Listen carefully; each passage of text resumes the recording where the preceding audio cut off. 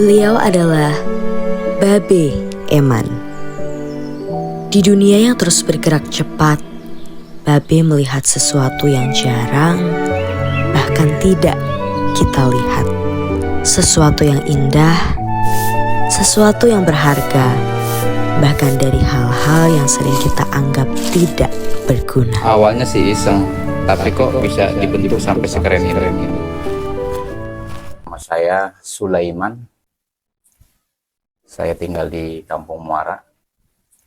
Mengenai masalah kreatif dari Babe Eman, mengenai Vici, laken, dan tudung koboi yang hari ini sudah dibuat. Dari awalnya itu tadinya karena memang profesi saya itu pekerja, saya itu sebagai keamanan ya, satpam security di Lotte Grosir Cibitung MM 2100. Jadi asiknya kerja itu kan kalau pas malam itu memang nggak ada kegiatannya karena tokonya tutup, cuma kita berserta anggota jadi mengisi kekosongan sambil juga kita mewaspadai lokasi PT tempat kita bekerja. Saya itu kontrol di area tempat saya bekerja itu banyak pohon palem. Banyak pohon palem, ya saya coba, saya ambil, di situ saya terinspirasi. Kayaknya bahan palem seperti ini nih bisa nih dibuat vici nih. Gitu.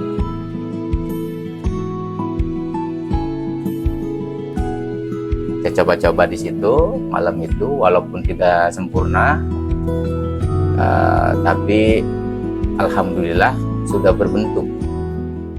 Contoh seperti ini ya, ini cukup lama sekali, ini sudah hampir jalan 4 tahun ya.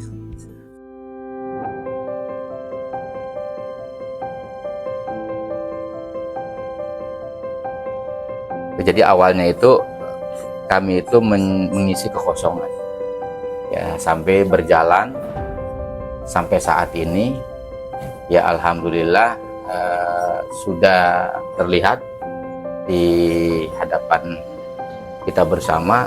Di sini ada gedung koboi, di sini ada laken milenial, di sini ada vici. Bukan hanya kegagalan, jadi awalnya dari kesulitan, kita istirahat, kita coba lagi, bukan berhasil, malah gagal, malah saya beli jarum jahit, beli tali benangnya gitu. Tapi ternyata sekarang setelah sudah jadi dan bisa terbentuk itu tidak pakai jahitan. Terus tidak ada unsur jahitan, jadi lebih simple, lebih elegan seperti itu. Kesatu kita bicara keunggulannya. Kesatu keunggulannya bagi kreatif pemula ya tentunya dia tidak beli. Satu itu. Yang kedua, bahan seratnya itu dia kuat dan gampang. Kalau memang seandainya terlalu kering, gampang kita lenturkan, tinggal kita siramkan sama air saja dia lentur dan langsung kita bentuk, dan kekuatannya itu sudah alami. Jadi kita nggak bisa ngambil pelepah palem itu masih basah, nggak bisa. Jadi memang yang betul-betul pelepahnya itu sudah terlepas, sudah kering seperti ini. Nah ini udah siap pakai nih. Tapi kalau ini kita paksakan kita buat tanpa dilenturkan dahulu, ini rusak, pecah, garing panggilnya. Ide pembuatan itu terinspirasi sendiri ya, tanpa buka-buka apa tuh kayak Google atau apa, tidak. tutorialnya itu alami saja, mengalir alami, buat gagal, buat jadi, tapi masih banyak perbaikan, dan kemudian baru agak layak gitu. Pembuatannya itu setelah kita baba ini sudah sedikit lancar ya, membuatnya itu untuk membuat seperti ini tuh paling lama itu 1 jam. 1 jam pembuatan manual ya. Itu belum finishing ya. Finishing itu artinya sudah dikasih pewarna. Kalau untuk naturalnya itu 1 jam membuat. Nah, untuk alat-alatnya ya sangat simpel sekali, sederhana sekali ya. Untuk membuat ini saya perlihatkan. Ini termasuk bahan bakunya ya, yang tadinya seperti ini masih diambil dari pohon. Kemudian kita lenturkan dan sampai minimal 1 hari di rumah ini, biar dia sudah lekukannya tidak keras ya, biar lentur, nanti digunakannya biar lebih mudah. Dan untuk alatnya terutama ini, karena saya ini Babaiman ini masih pakai sangat manual sekali ya, karena tanpa jahitannya. Nah, ini tusukan saya buat dari kawat ya, makanya ini kalau bikin ini selalu ini yang saya perhatikan, karena ini tajam ya, jadi harus betul-betul diamankan setelah kita menggunakan ini. Sama sapu lidi ya, alatnya ini membantu untuk penyambungan ya.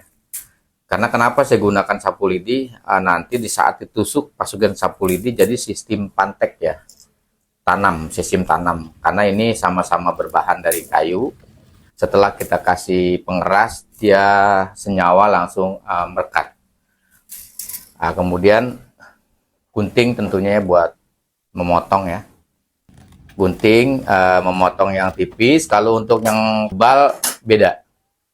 Kita pakai yang tenaganya agak, ini apa nih namanya, disebutnya gunting kakak tua ya. Jadi biar pelepah yang tengahnya suka keras tuh kan, jadi kalau gunting itu nggak kuat, bisa patah. Kalau ini nggak bisa terselesaikan dibantu. Dan cutter ya, pisau cutter untuk memotong nanti lidi yang ditanam di pelepah ya. Nah, kemudian ini ada amplas ya, tentunya buat bagian potongan yang kasar. Kita amplas untuk halus. Dan ini ada apa nih disebut, ini alat buat mata, apa nih disebutnya, ini mata lele nih, buat lubang ini ya, buat lubang tudung koboi atau tudung lakan milenial ya. Ini kita online nih, ini beli online. Dan nama daripada PC ini namanya Babaiman. Ini bisa dipanggil Baba dan disingkat juga barang bukti ya. Baba itu panggilan saya ya, di Betawi khususnya di sini sering pada panggil Baba gitu ya, walaupun bukan bapaknya sendiri nggak apa-apa, jadi saya punya anak banyak gitu. Dan ini juga BB ini barang bukti temuan. Kenapa saya gabungkan kepada nama saya dan nama panggilan dijadikan satu di nama ini? BB ini barang bukti temuan kreatif PC Pelepah Palem hasil kreatif Babaiman. Nah, itu alhamdulillah saya taruhkan merek di PC dan di BB. Sesuatu yang dianggap sisa atau bahkan sampah tak berharga bagi sebagian orang berhasil disulap menjadi barang bernilai, penuh daya tarik, dan memiliki ciri khas tersendiri. Itulah kehebatan tangan seorang Babaiman. Pasti jadinya cantik. Berawal dari bahan yang tak berbentuk, lahirlah sebuah peci, topi koboi, dan beragam aksesori kepala lainnya yang memukau. Produk-produk khas dari peci Babe Eman. Bagi Babe, pelepah ini bukanlah sampah, melainkan sesuatu yang belum diberi kesempatan. Semua dikerjakannya dengan telaten, penuh ketelitian, dan cinta terhadap proses.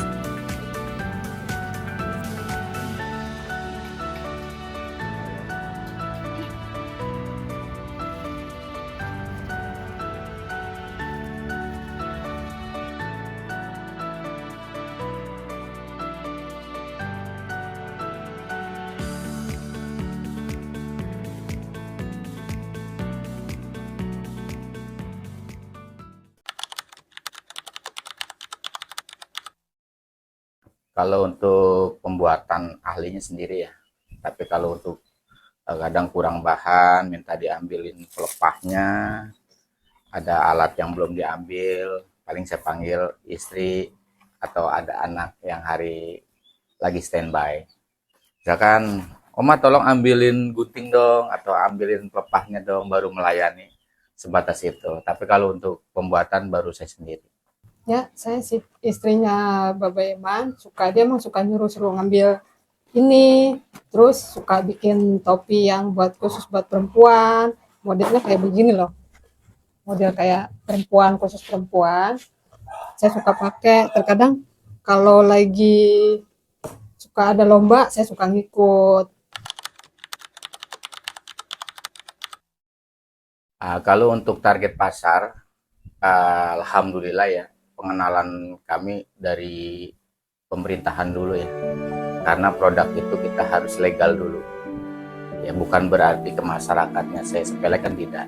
Jadi nanti masyarakat tinggal ngikutin ya setelah memang di pasar secara legalnya sudah diberitahukan. Contohnya ada acara dari Kamar Dagang Industri UMKM, saya hadir di situ. Saya ikut, saya perkenalkan di situ.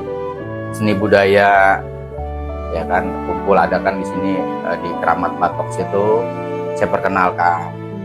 Di situ banyak dari pemerintahan juga hadir dan melihat.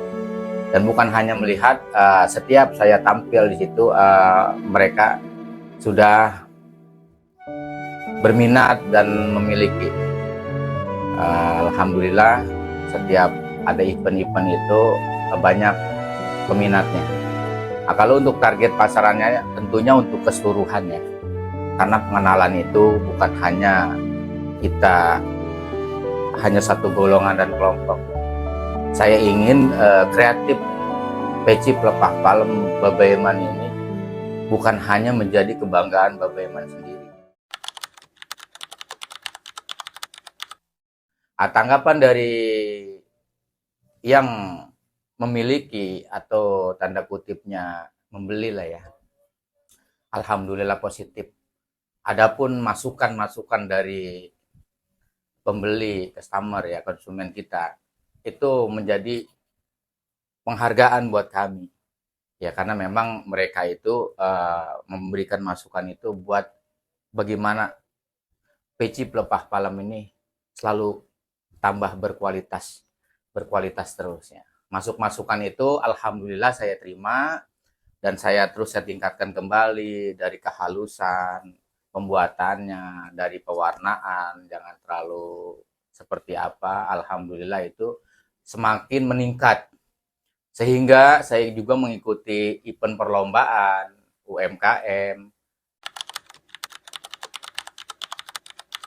Tentunya harapan Babe Eman itu kreatif Babe Eman itu tentunya biar lebih semangat lagi ke depannya, tapi tidak mengurangi daripada tujuan awal ya, karena tujuan awalnya itu bukan hanya membuat peci dan menjual beli, bukan.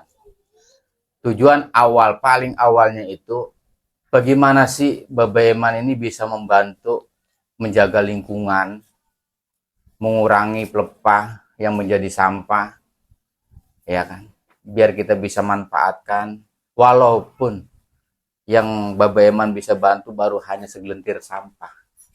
Ya, harapan Baba Eman ke depan ya bukan hanya Baba Eman dan bukan hanya pelepah ini yang mengurangi menjadi sampah, banyak juga yang lainnya juga, mungkin di masing-masing kreatifnya juga.